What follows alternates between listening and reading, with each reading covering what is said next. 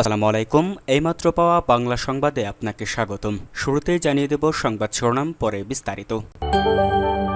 প্রথমে জানিয়ে দেব, বিএনপি সবসময় মানুষের পাশে থাকে বললেন সালাউদ্দিন টুকু।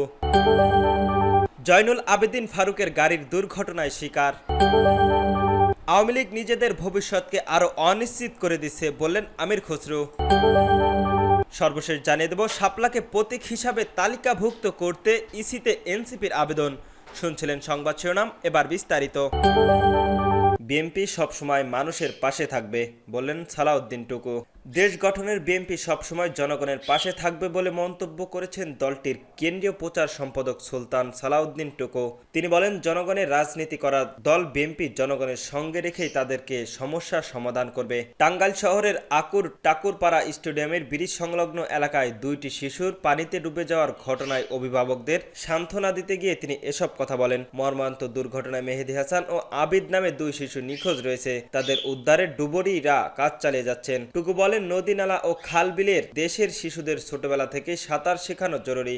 এতে করে এক ধরনের দুর্ঘটনা অনেকাংশ রোধ করা সম্ভব। কিন্তু নগরায়নের ফলে শহরের আরও আগের মতো পুকুর ও খাল খনন না থাকায় শিশুরা সাঁতার শেখার সুযোগ থেকে বঞ্চিত হচ্ছে। এই বাস্তবতাকে সামনে রেখে আগামী দিনের আধুনিক নগরায়নের পরিকল্পনা নিতে হবে। তিনি আরো বলেন, একা দেশ পরিবর্তন সম্ভব নয়, তবে সদ ইচ্ছা থাকলে জনগণকে সঙ্গে নিয়ে সবার মধ্য দিয়ে পরিবর্তনের ইচ্ছা জাগিয়ে প্রাকৃতিক রূপান্তর সম্ভব। বিএনপি আগামীতে শিক্ষা, স্বাস্থ্য, খেলাধুলা ও মৌলিক চাহিদা পূরণের পাশাপাশি শিশুকাল থেকে যোগ্য নাগরিক গড়ে তুলতে উদ্যোগ নেবে বলে তিনি আশাবাদ বক্তব্য করেন।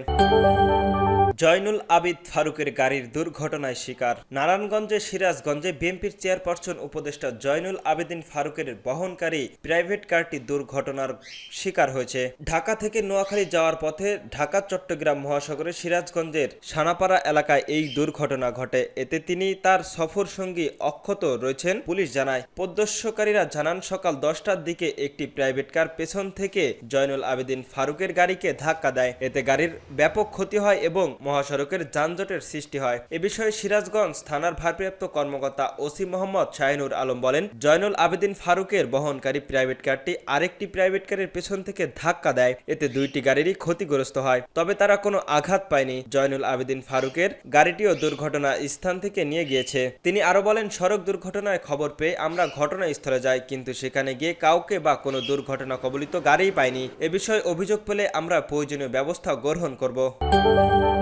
আওয়ামী লীগ নিজেদের ভবিষ্যৎকে আরো অনিশ্চিত করে দিচ্ছে বললেন আমির খসরু। বিএনপির স্থায়ী কমিটির সদস্য আমির খসরু মোহাম্মদ চৌধুরী বলেছেন, রাজনৈতিকভাবে পরাস্ত হয়ে পালিয়ে গিয়েছে, অপকর্ম করেছে আওয়ামী লীগ। এসব করে তারা নিজেদের ভবিষ্যৎকে আরো অনিশ্চিত করে দিচ্ছে। বুধবার চট্টগ্রাম নগরীর চট্টগ্রাম মা ও শিশু জেনারেল হাসপাতাল মেডিকেল কলেজে 144তম চার্চের ইন্টার্ন সমাপ্তি ও এমবিবিএস সনদ বিতরণ অনুষ্ঠানে শেষে সাংবাদিকদের এক জবাবে তিনি এসব কথা বলেন। অনুষ্ঠানে হাসপাতালটির কার্যনির্বাহী কমিটির সভাপতি সৈয়দ মোহাম্মদ মোরশেদ হোসেন এবং সাধারণ সম্পাদক রেজাউল করিম সহ পরিচালনা পর্যায়ের সদস্যরা উপস্থিত ছিলেন। নিউ ইয়র্কের প্রধান উপদেষ্টা সফর সঙ্গী এনসিপি নেতা আক্তার হোসেন এর উপর ডিম ছোড়ার প্রসঙ্গে তিনি আরো বলেন, এখন এই সমস্ত কাজ ছাড়া আর কি করবে? এটাই তো করবে, এর বাইরে তো আর কিছু করার নেই। আপনি যখন পরাজিত হয়ে দেশ থেকে পালিয়ে গেলেন, ওনাদেরকে সমর্থক তো ধরেন, কাজের বাইরে আর কিছু করার নেই। আপাতত গণতন্ত্রের বিশ্বাস করে না, দেশের ধ্বংস করে পালিয়ে গিয়েছে। এখন যেগুলো করছেন সেগুলো আরো ধ্বংস মারাত্মক। এগুলোতে কিছু যায় আসে না, এমন বড় কিছু নয়। নিরাপত্তা নিয়ে দূতাবাসের গালিব ছিল কিনা এমন প্রশ্ন সাংবাদিকদের সাবেক মন্ত্রী বলেন, নিরাপত্তা ও দূতাবাসের বিষয় না, সেটা দেশের বিষয়। দূতাবাসের ইন্টেলিজেন্ট টিম যারা আছেন তারা হয়তো এটা জানা উচিত ছিল, একটা গণতান্ত্রিক দেশের অনেক কিছুই হতে পারে, এটা আমাদের জন্য এমন কিছুই নয়। গণতান্ত্রিক সব দেশের এগুলো হয়ে থাকে, যার সামর্থ্য আছে সেও করতে পারে, যার সামর্থ্য নেই সেও করতে পারে। এই কাজ করতে তো খুব বেশি কষ্ট হয় না।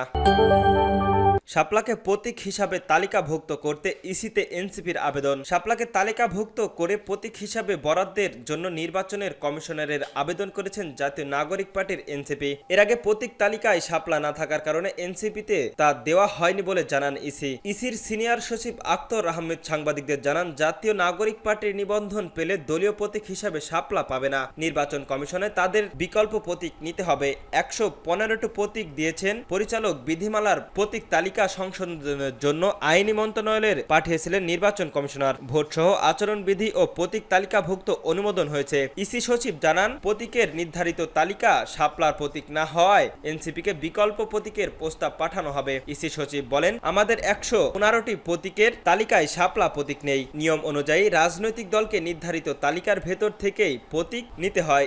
এই এনসিপির চাইলে অন্য কোনো প্রতীক বেছে নিতে হবে। এনসিপির এর মধ্যেই শাপলা, সাদা শাপলা ও লাল শাপলার প্রতীক চেয়েছে। সচিব বলেন, এনসিপির প্রতীক চেয়ে আবেদন করেছেন, কিন্তু তালিকায় শাপলা প্রতীক না থাকায় আমরা তাদের জানিয়েছি বিকল্প প্রস্তাব পাঠাতে। তিনি জানান, রাজনৈতিক দলগুলোর নিবন্ধনী প্রতিক্রিয়া চলমান রয়েছে। নিবন্ধন সংক্রান্ত নথিপত্র এখন পর্যন্ত আলোচনার পর্যায়ে রয়েছে। তবে প্রতীক সংক্রান্ত সমন্বয় কার্যক্রম এর মধ্যেই এক ধাপ এগিয়েছে। এছাড়াও তিনি জানান, আগামী 28শে সেপ্টেম্বর থেকে সুশীল সমাজ, শিক্ষক, নারী নেত্রী, সাংবাদিক, রাজনৈতিক ও নির্বাচন বিশেষজ্ঞদের সঙ্গে ধারাবাহিক সংলাপ শুরু করবে নির্বাচন কমিশনার। পূজা ও ছুটির দিনে বিবেচনা নিয়ে ধাপে ধাপে এসব আলোচনা ও সময়সূচি নির্ধারণ করা হবে।